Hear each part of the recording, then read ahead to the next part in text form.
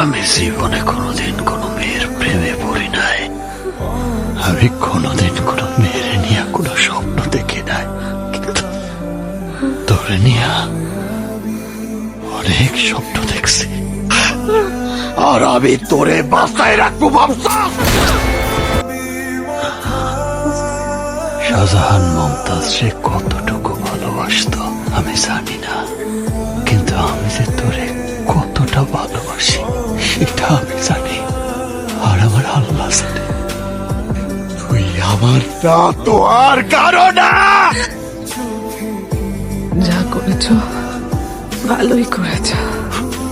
তোমার সঙ্গে প্রেমের অভিনয় করতে করতে আমি সত্যি তোমায় ভালোবেসে ফেলেছি, অনেক ভালোবাসি তোমাকে।